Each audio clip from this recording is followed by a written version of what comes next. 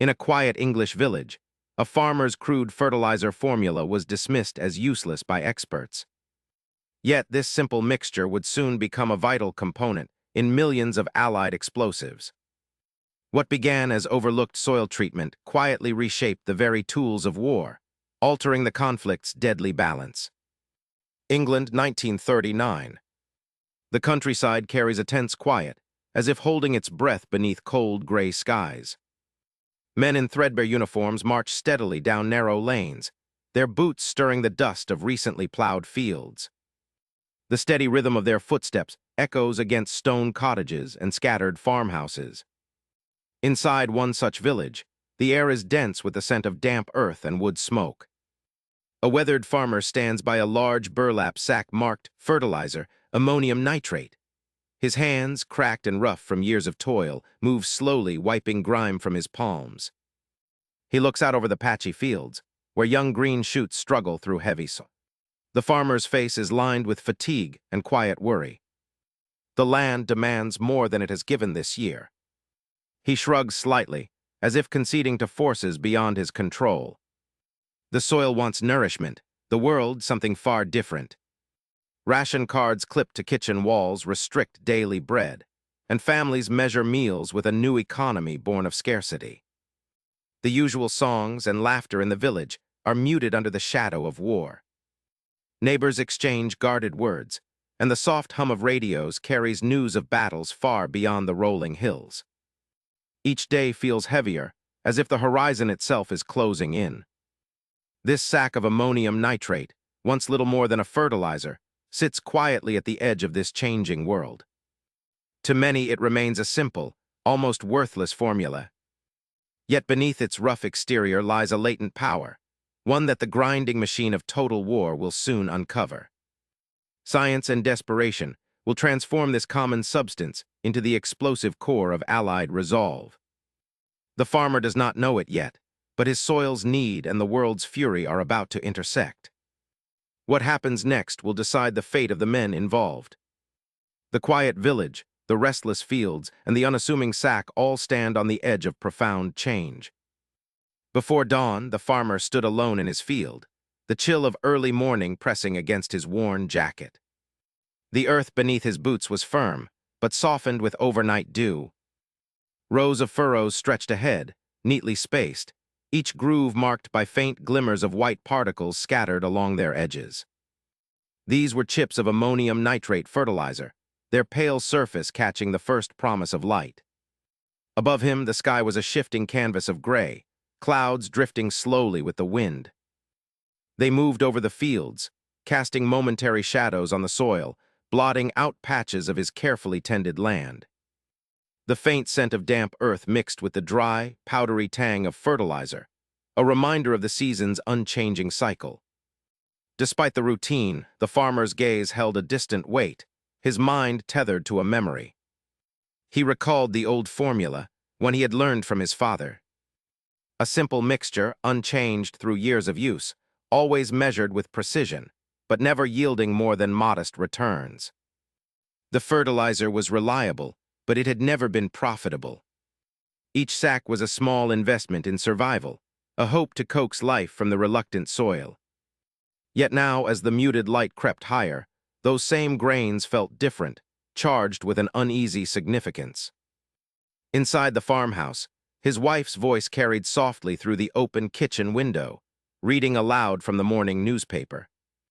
Her tone was steady, but carried a note of concern. "Factories are to be repurposed for war production," she said. The words hung in the air between them, fragile and unfamiliar. The farmer's frown deepened, brows knitting as he turned away from the field briefly, uncertainty casting a shadow across his weathered face. The quiet of the dawn was broken by the sudden crunch of heavy boots on the gravel path, leading to the gate. The sound was deliberate, a steady approach that drew closer with purpose. Through the mist, a small group of soldiers appeared, their uniforms worn and stained by mud from yesterday's rain. Their eyes were sharp but tired, scanning the farmstead with a practiced vigilance. The farmer watched them silently, a tension rising beneath his calm exterior.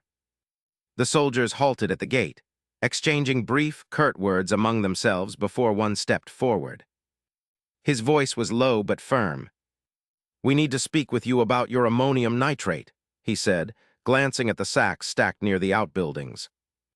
The farmer nodded slowly, the weight of their request settling heavily in his chest. Without haste, he led them across the yard to the shed where the fertilizer was stored. The door creaked as it swung open, releasing a faint cloud of dust and dry air. Inside, the sacks were neatly arranged, their coarse fabrics slightly worn at the edges. The soldiers moved among them, their hands steady but careful, lifting each sack to check its weight and condition. The farmer observed silently, aware that the formula he had tended for years, long overlooked and undervalued, was now under scrutiny for reasons he barely understood. In the quiet between the measured sounds of shifting sacks and whispered exchanges, something shifted in the air. The familiar landscape of his farm, once a place of simple, steady work, now felt caught on the cusp of change. The farmer sensed the fragile boundary between peace and conflict drawing near, as tangible and unyielding as the soil beneath his feet. The soldiers finished their inspection and exchanged nods, their expressions unreadable. The farmer remained rooted in place, his heart steady but heavy, realizing that his world was no longer the one he had known. The dawn had broken, but so had the fragile silence of his quiet life. What happened next would ripple far beyond this field, altering the course of the days to come. Inside the cavernous munitions plant on London's outskirts, the air was thick with a sharp chemical sting. Rows of steaming vats hissed and bubbled in the dimly lit hall, their surfaces slick with condensation. A constant murmur of machinery mixed with the steady drip and pour of liquid-filling metal containers. Technicians, mostly women in threadbare uniforms, moved carefully between stations, each step measured and deliberate. The smell of ammonium nitrate hung heavily, sharp and acrid, burning the back of throats and stinging eyes. Hands were gloved but not impervious. The fine powder clung to skin, drying and cracking it beneath the fabric. The plant was a world apart from the city streets. No trams, no children's laughter, just the relentless rhythm of production and the hum of unseen dangers. At one workstation, a girl of 16 wiped sweat from her brow with the back of a trembling hand. Her brown hair was pinned back, strands sticking to her forehead, damp under the factory's harsh lights. Her hands, raw and stinging, trembled slightly as she adjusted the funnel pouring ammonium nitrate into a waiting vat. The metallic clang of tools and the hiss of escaping steam filled her ears. Behind her, colorful wartime posters brightened the gray walls. "Women of Britain, join the fight, and every hand counts for victory." The slogans seemed distant amid the odor of chemicals and the tension in the air. But they were reminders. This work held meaning beyond the walls. They were the unseen backbone of the war effort, crafting the very explosives that would reach battlefields far from here. The foreman, a man in a threadbare jacket, called the group to attention. His voice was steady and low, cutting through the clatter.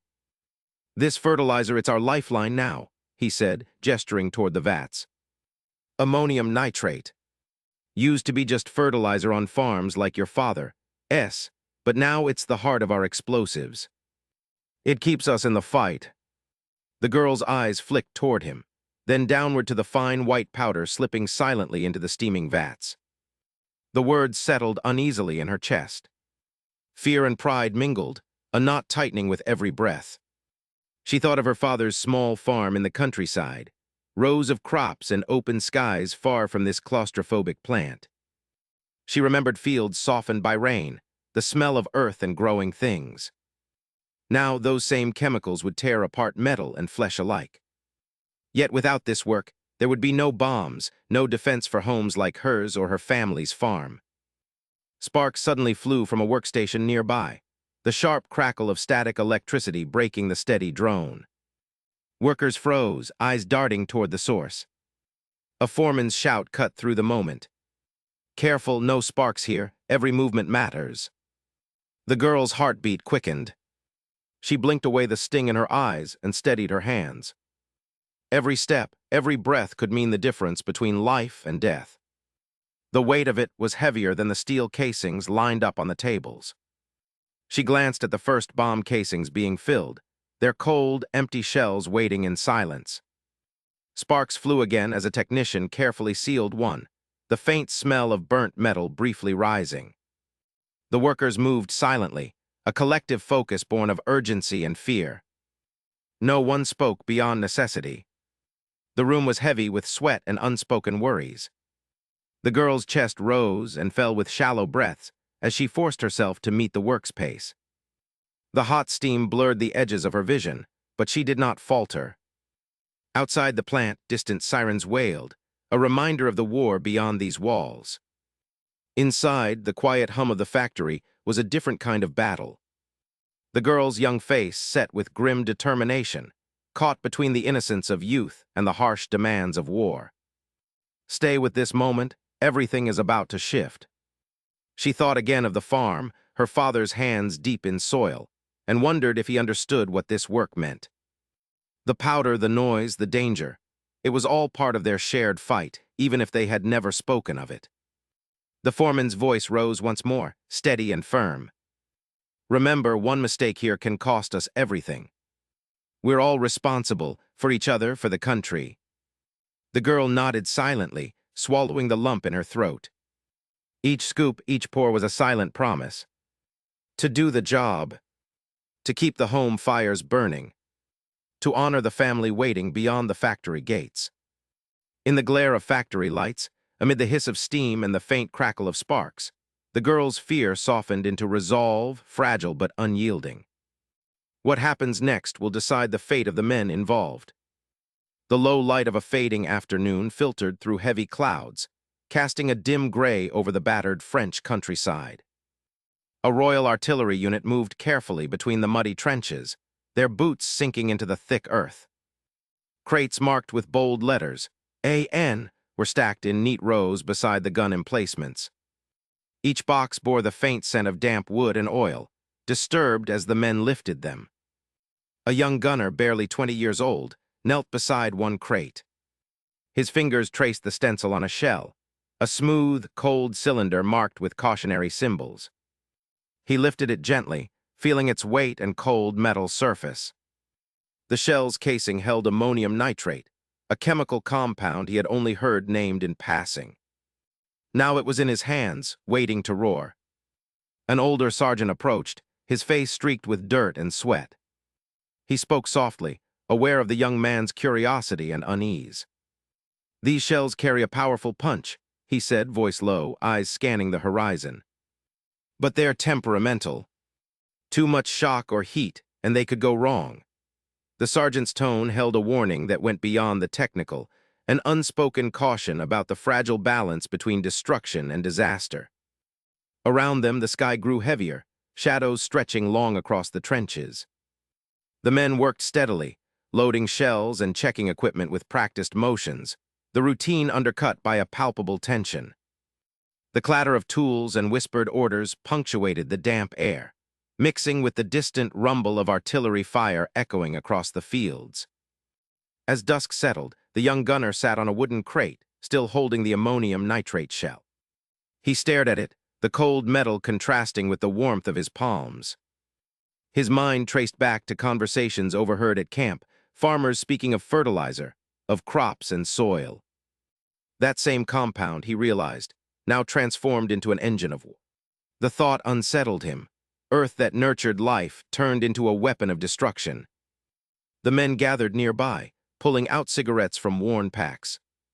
The faint smell of tobacco mingled with the dampness, a fragile comfort against the encroaching night. Stories were shared in low voices, snatches of home, of lost friends, of futures hoped for but uncertain. Laughter was rare and brief, edges rough with fatigue and fear. The gunner lit a cigarette, the flame briefly illuminating the young, tense face. His eyes flicked toward the horizon, where the first stars struggled to pierce the gray. The order had come down, a barrage at dawn. Hours of waiting stretched ahead, filled with silent questions and guarded hopes. Nearby, the artillery guns stood ready, their barrels glistening faintly in the twilight. Each piece was a complex machine, metal and wood forged together for one purpose. The shells would be loaded, aim set, and at the designated hour unleashed. The sound would shatter the morning calm, a prelude to chaos. The night deepened, the temperature dropping as a cold wind swept through the trenches. The soldiers huddled closer, seeking warmth and reassurance. The young gunner's thoughts drifted again to the ammonium nitrate inside the shell. It was a product of science and nature, a mixture of elements from fields and factories, now combined to serve a deadly cause. Silence wrapped the unit, broken only by the occasional murmur or the metallic clink of equipment. The men's faces were drawn, eyes reflecting the uncertainty ahead. Fear was present but held in check, a shared understanding that the moments to come would test their resolve. Stay with this moment, the fragile boundary between preparation and action. The next hours would reveal the true weight of the decisions made in these quiet trenches. The gunner exhaled slowly, smoke curling upward into the cool. Around him, the unit settled into a tense stillness, each man carrying the burden of what lay ahead. The fusion of war's science and soil had created a waiting storm, one that would soon be unleashed across the landscape of battle. As darkness fully claimed the sky, the young gunner returned the shell to its crate. His hands lingered briefly on the cold metal before he closed the lid. The image stayed with him, the transformation of common earth into an instrument of war, the silent promise of devastation wrapped in that unassuming shell. The night stretched on, thick with anticipation. In the quiet, the men wrestled with their fears and hopes, each heartbeat marking the approach of dawn and the barrage it would bring. The village lay quiet beneath a pale morning sky, its fields a patchwork of bare earth and scattered green shoots. The farmer stood at the edge of his land, boots sinking slightly into damp soil, the scent of turned earth sharp in the cool. Half the fields were planted, the rest awaited seed and the warmth of spring that seemed reluctant to come. A fine mist clung to the distant trees, blurring the boundary between farm and forest. A figure approached along the dirt road, footsteps muffled by the soft mud. The Ministry of Supply agent wore a stiff uniform, the fabric creased and utilitarian, his polished boots at odds with the farm's rustic surroundings. He carried a leather briefcase, worn at the edges, and a clipboard tucked under one arm. The farmer watched him draw near, his hands stained with soil, sleeves rolled to the elbows. They met beside the barn, its wooden doors weathered and heavy. The agent's voice was steady but edged with urgency as he explained the ministry's needs. "The war requires all resources, Mr. Collins. Your formula and remaining stock could aid countless soldiers. It is vital." His eyes searched the farmer's face for understanding, perhaps compliance. The farmer shifted uneasily, glancing toward the fields. "The crops, they need tending. The soil won't wait, especially with winter not far behind." His voice carried the weight of a man who knew the land's harsh rhythm, the patience it demanded. The seeds in the ground were promises, fragile and uncertain. Behind them, children moved slowly, carrying pails of water from the well. Their small boots left tracks in the mud. They paused briefly near the barn, eyes wide, watching the men argue in low tones. The youngest clutched a wooden bucket, fingers gripping the handle tightly, as if sensing the tension in the air. The agent unfolded a paper, the edges crisp against the rough wood of the barn. "The ministry can offer payment," he said, voice firm yet not unkind. "It's modest but necessary. Food and supplies will follow once victory is assured." His gaze held a subtle appeal, as if sharing a secret between men bound by duty. The farmer looked down at the document, the signature line stark and final. His hand hovered, trembling slightly, uncertainty etched deep in his eyes. He thought of the coming months, cold winds, barren fields, children's faces turned toward empty tables. What did victory mean if the land lay fallow, if the soil went hungry while the war devoured? Outside, the wind stirred dried leaves across the yard, the sound brittle in the morning stillness. The agent waited, a faint crease forming between his brows. The farmer's voice was low when he finally spoke. "I'm signing this, but it's hard to say if I'm saving lives or feeding destruction." The words hung between them, heavy and unresolved. The children resumed their walk, the distant clatter of their pails mingling with the soft rustle of the barn's weathered boards. The agent closed his briefcase with a click, glancing once more at the fields. "After victory," he repeated, as if to reassure both of them. "After victory, the land will recover. The people will eat." The farmer nodded slowly, the paper now a weight in his hand. He turned toward his half-planted fields, the soil dark and waiting beneath the pale sky. The war pressed forward with relentless demand, but here, in the quiet village, life struggled to hold its fragile ground. The moment was a quiet crossroads, between hope and fear, survival and sacrifice. What happens next will decide the fate of the lives tied to this land, these fields, and the hands that tend them. A sudden, piercing wail shattered the factory's usual clamor. The air filled with the shrill blare of sirens, echoing off concrete walls and steel beams. Workers froze mid-task, their faces draining of color as the ominous alarm sent a wave of panic through the assembly lines. Dust hung thick in the stale air, suspended like a silent threat. The faint smell of ammonium nitrate drifted near, a chemical haze that had settled unnoticed until now. Then, without warning, a spark ignited the powdery residue. Bright orange flames erupted, licking greedily at the rafters and machinery. The roar of the fire swallowed the factory's mechanical drone. Men and women scattered in all directions, their footsteps pounding against the metal floor plates, hands reaching for faces and each other. The girl, her hands trembling, was grabbed firmly by a friend's arm. Without words, the friend pulled her back through the chaos, away from the growing inferno. Her breath came in sharp gasps. Soot clung to her skin, blackening her cheek and streaking the thin fabric of her blouse. Outside, the sky was smeared with smoke. Flames stretched upward, bold and unforgiving against the gray morning light. The heat radiated outward, prickling the skin and setting the hair on end. A crowd of workers gathered in a ragged line, eyes wide and mouths tight. The acrid scent of burning chemicals stung their nostrils, mingling with the cold air. The supervisor stood apart, clipboard forgotten, his hands shaking as he called out names. His voice cracked under the strain, each tally a grim confirmation. The weight of responsibility pressed visibly on his shoulders. He counted the missing with mounting dread. Around him, men and women awaited news, their faces etched with disbelief and fear. The girl sank slowly to the curb, knees drawn up, hands resting limply in her lap. Her eyes stared past the flames, caught in a distant thought. The soot on her arms felt coarse and foreign, a silent reminder of how close death had come. She did not speak. Around her, murmurs of relief and sorrow mingled, but she sat still, enveloped in a quiet numbness. Her mind turned over the cause, replaying the moments before the blast. One careless movement, one volatile formula mismeasured or a spark from a loose wire, small errors that could not be undone.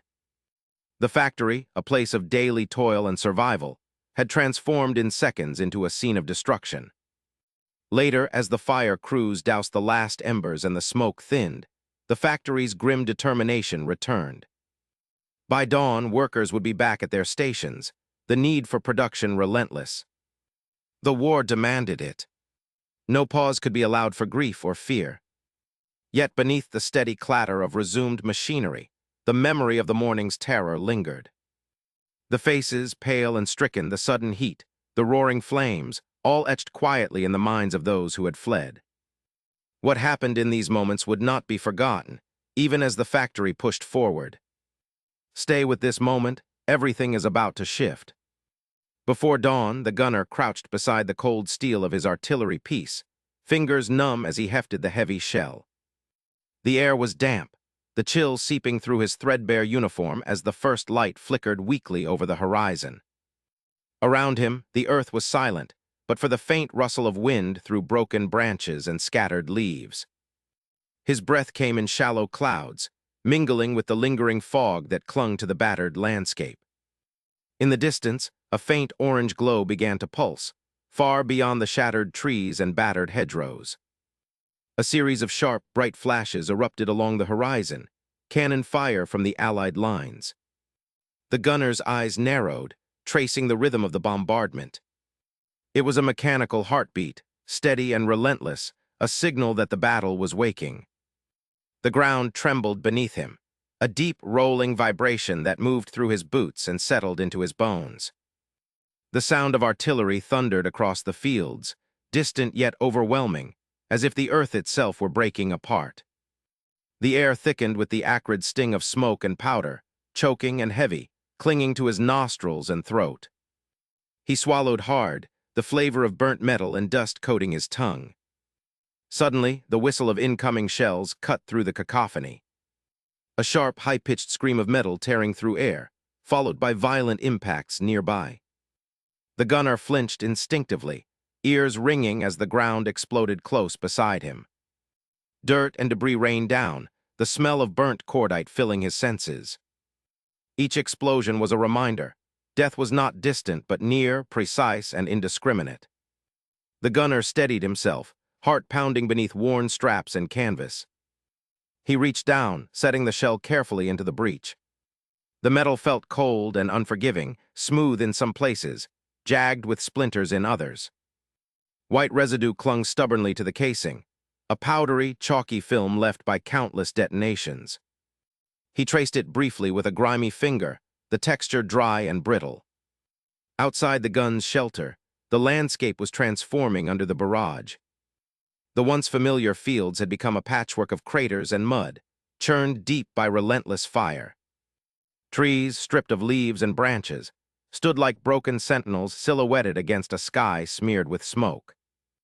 The soil was dark and lifeless, upturned and sodden, holding no promise of growth or renewal. When the firing paused, the gunner cautiously stepped out, boots sinking into the soft earth. He scanned the horizon, eyes flicking over the ruined terrain. The silence that followed the storm was thick, almost unnatural. The distant cries of birds were gone. Only the faint hiss of wind through shattered wood remained. Kneeling in the churned mud, he picked up a fragment of a shell from the ground. The piece was jagged, cold, and heavy in his palm. The white residue clung stubbornly to the twisted metal's edge, a silent witness to the violence it had wrought. He turned it over slowly, considering its sharp angles and weight. For a moment he wondered, was this what victory looked like? The cost carved into every fragment, the soil torn apart, life extinguished in patches where the shell had fallen. The thought lingered, unspoken but heavy. The gunner's face remained still in the dim light, eyes dark with a mixture of exhaustion and quiet fear. Around him, the sky began to pale as dawn broke fully, washing the field in cold, gray light. The sounds of movement resumed, distant voices, the scrape of boots, the faint clatter of equipment.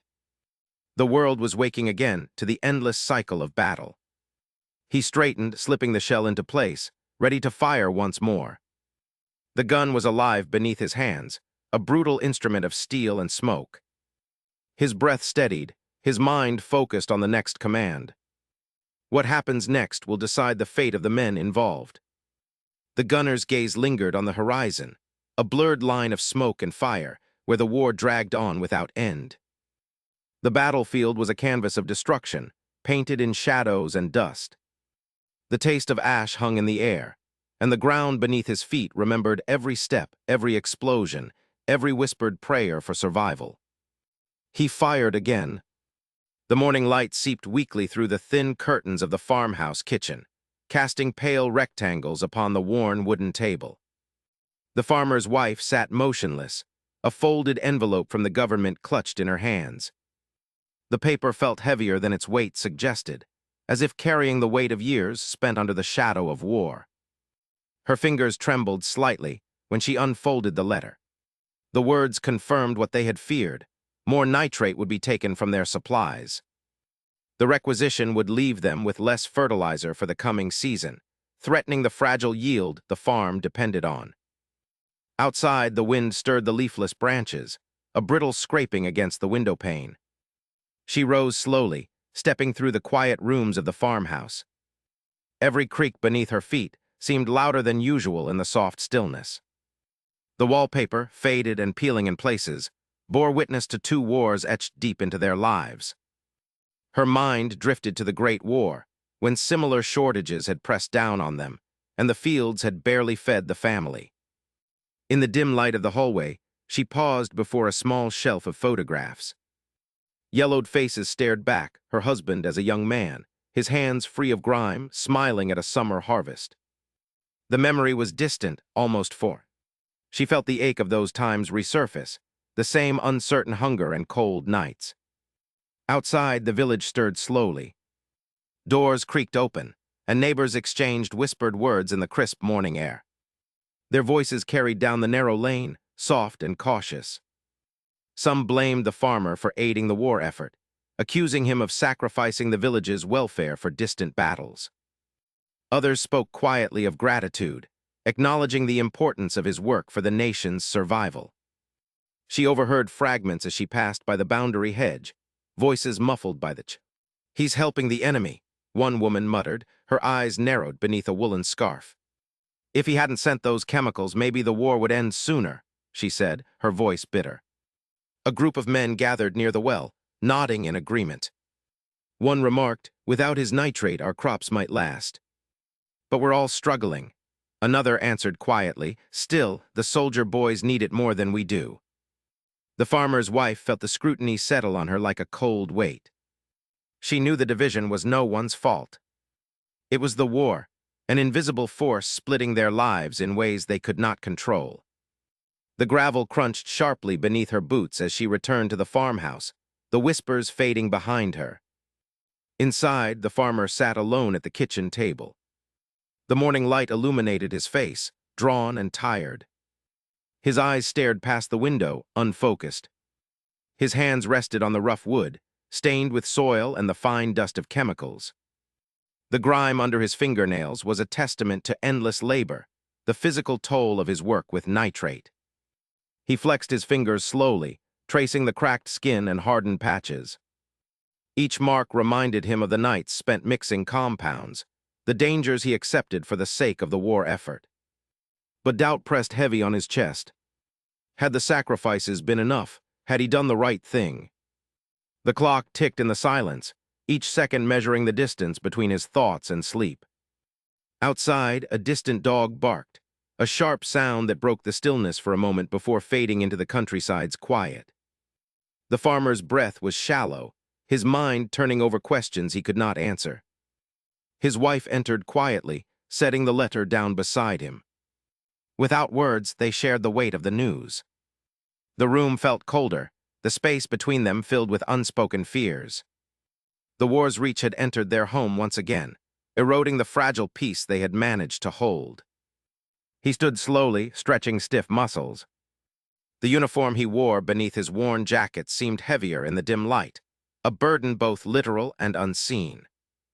Outside, the distant hum of a passing truck reminded him of the relentless machinery of war, indifferent to the struggles of men like him.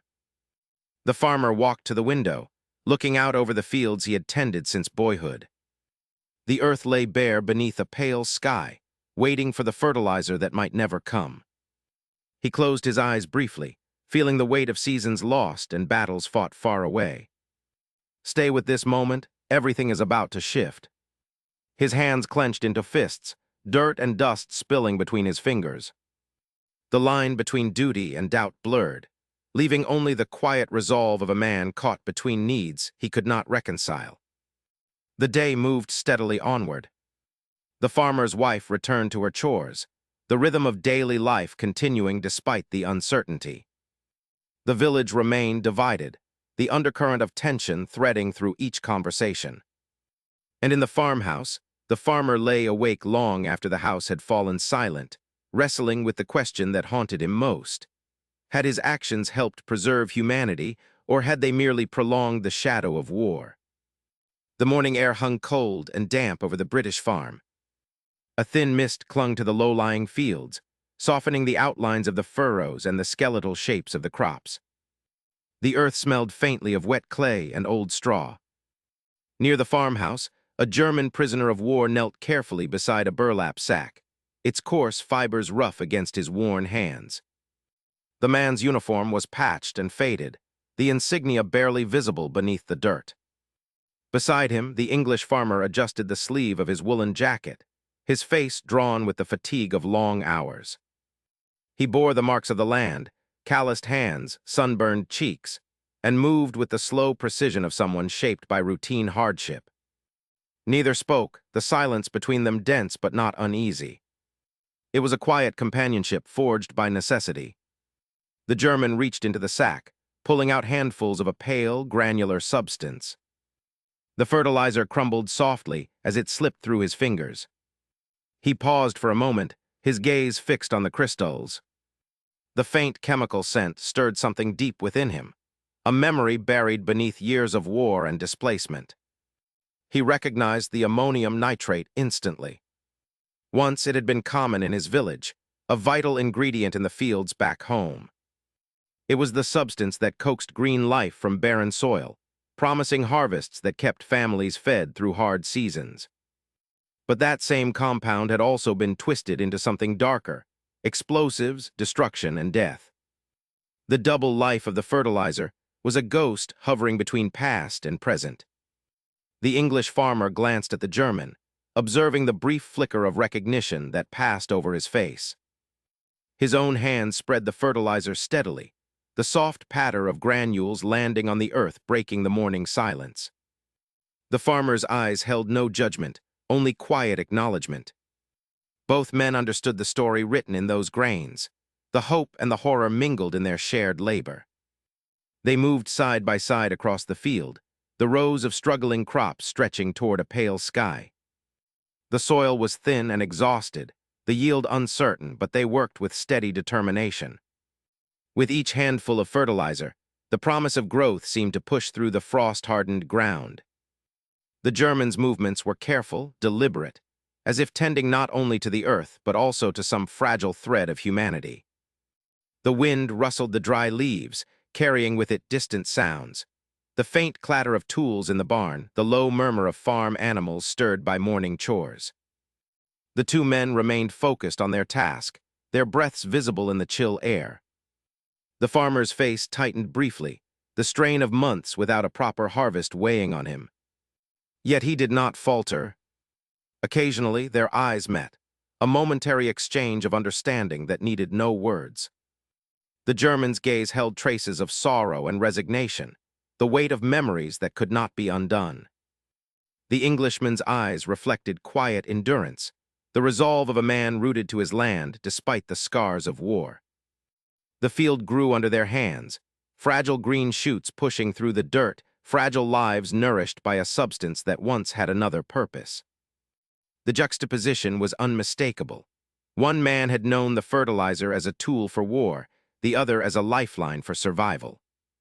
Their shared work became a silent testament to the complexities of conflict and coexistence.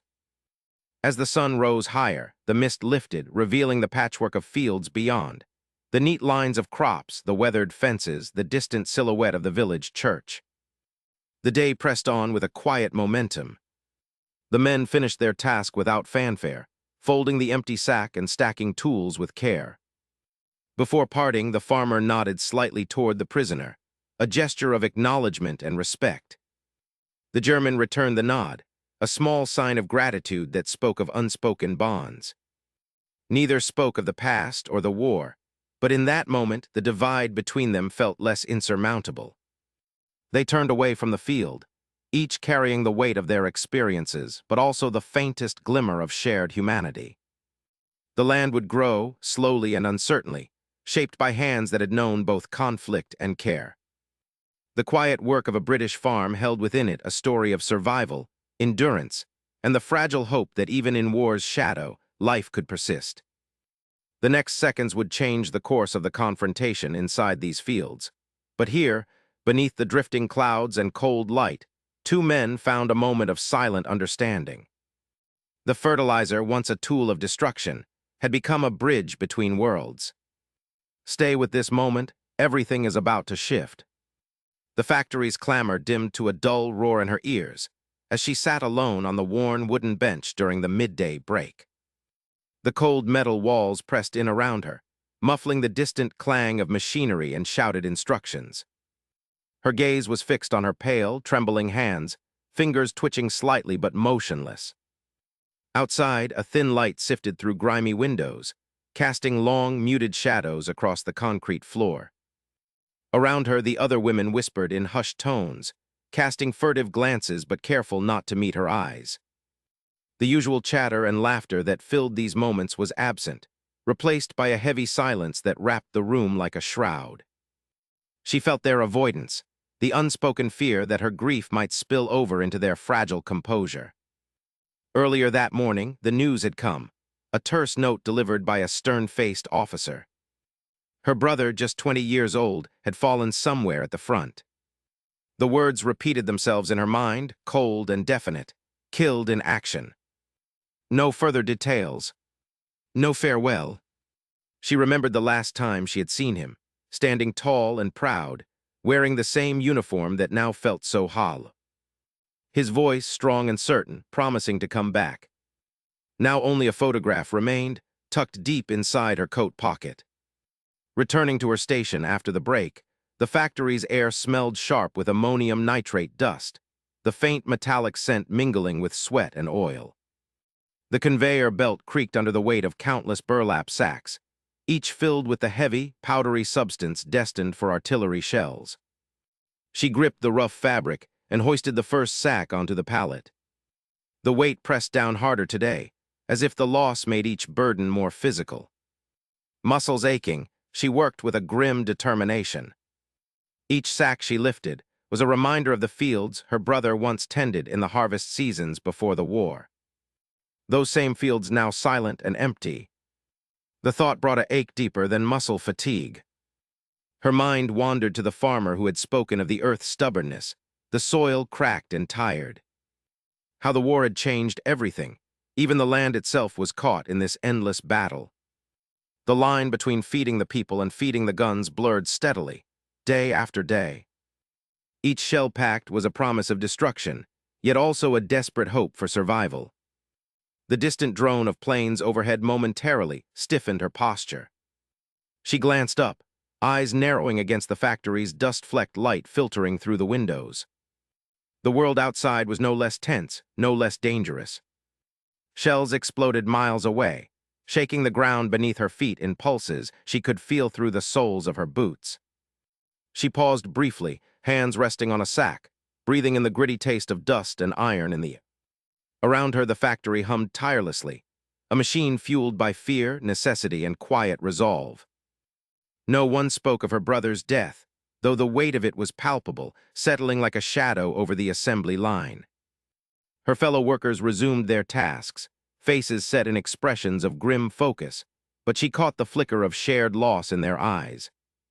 Each knew someone lost, or waiting for news, or carrying silent sorrow.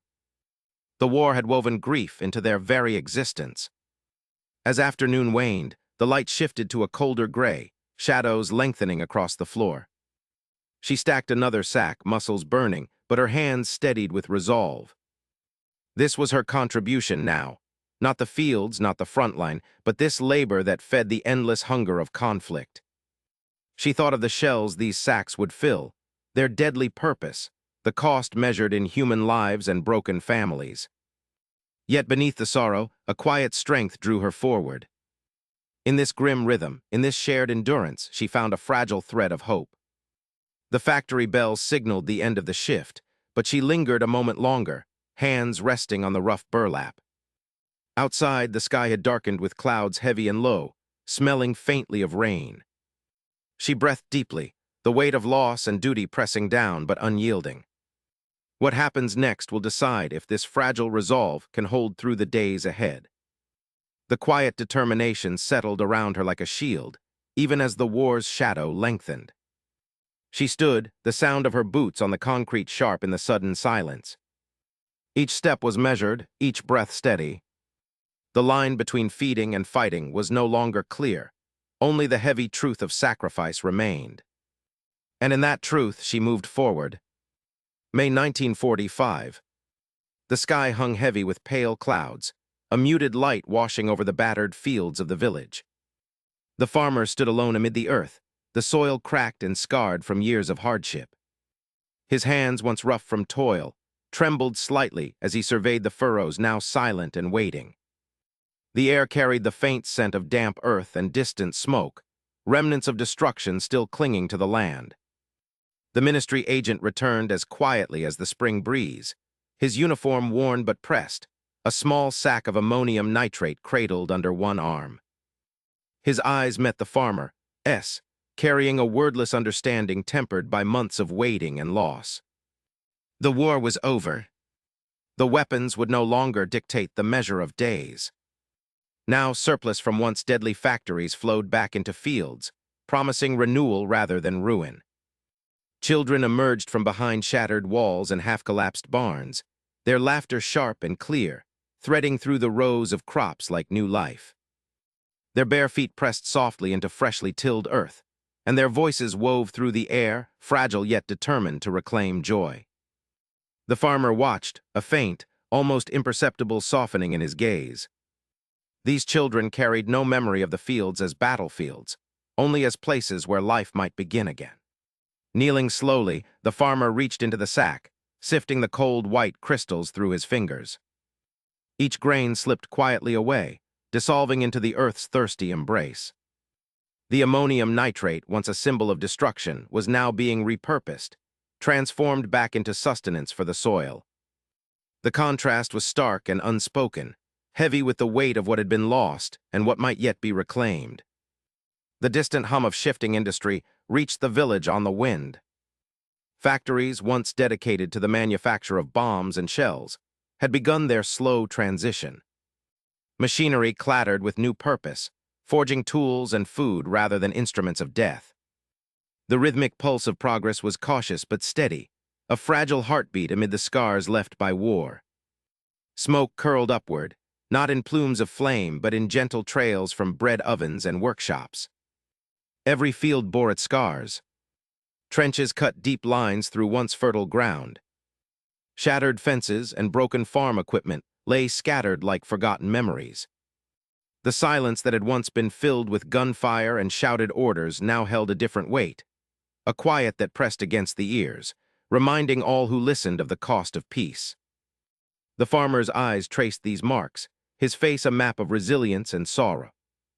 His formula, once dismissed as worthless by those who saw only the urgency of war, was now a quiet beacon. The same chemicals that had fueled destruction would, in time, nurture growth. It was a paradox that needed no explanation, only acceptance. The earth beneath his knees was ready to heal, and so too, perhaps, was the spirit of the village. The ministry agent stood beside him, watching the children run between rows of sprouting crops, their shadows flickering in the soft light. He reached into his pocket and pulled out a small notebook, marking figures and dates with a practiced hand. Yet his eyes remained fixed on the farmer and the land, knowing that no ledger could capture the true cost or the fragile hope of this moment. A breeze stirred the dry leaves on the ground. The farmer rose slowly, shoulders heavy but unbowed. His face was drawn, lined by years of struggle and endurance, but now touched by a quiet resolve. This land, this soil, it was not just earth but memory, and memory was a seed from which the future might grow. Stay with this moment, everything is about to shift. The children's laughter grew louder, mingling with the distant song of a bird returning to the village. The farmer took a deep breath, tasting the cool air mixed with the faint trace of blooming grass. The war had ended, but its echoes remained, woven into each furrow and stone. Yet beneath those echoes was the steady pulse of life, unyielding. The ammonium nitrate continued to fall softly through the farmer's fingers, each grain a silent testament to endurance. The formula that once symbolized fear and destruction had found its way back to purpose, sustaining life instead of ending it. The shift from bombs to bread was emblematic, a slow turning of the tide that would define the years to come.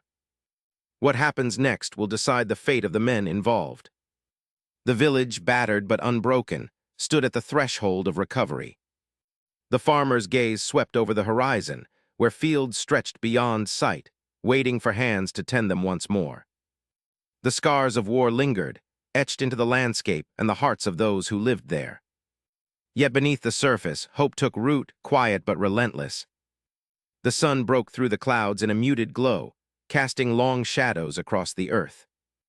The farmer's hands, coated with soil and crystal, rested briefly on his knees. He closed his eyes, allowing the memory of the war to settle like dust, then slowly rise, carried away by the wind. The land would heal, and with it, the people who called it home. In the silence that followed, only the children's laughter remained, a fragile living promise that life endures, even after the darkest times. The farmer's simple fertilizer traced a fragile line through the war's turmoil, first feeding bombs, then feeding people. Its chemical formula, born of quiet necessity, became a substance of immense contradiction. In fields where crops once grew, the same compound had powered destruction.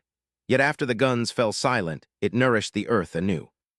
The girl laboring at the factory, her hands stained by dust and sweat, never fully grasped what the white crystals meant beyond the machines and orders. The gunner in France, crouched beneath shells and smoke, held the weight of that fertilizer's deadly purpose in every round fired. The prisoner of war, lying in the muddy field, felt its silent presence in the shattered landscape around him, both the ravages of conflict and the slow return of green. What feeds life can also destroy it. This truth hung over countless moments, unspoken yet deeply felt. The war transformed the compound into a symbol of the fragile balance between creation and devastation. After the last shots faded, the world moved toward recovery. Crops planted where trenches scarred the soil, children returned to quiet villages. But the memory of ammonium nitrate lingered, its promise, its peril etched into the lives of those who had touched it. In the calm that followed, the farmer's invention stood as a silent witness to the war's deepest contradictions. It was a reminder that progress and destruction often walk the same path, and that the smallest acts, mixing earth and chemicals, can ripple through history in ways no one could foresee. What is forgotten can still change the world, quietly shaping the future from the ashes of the past.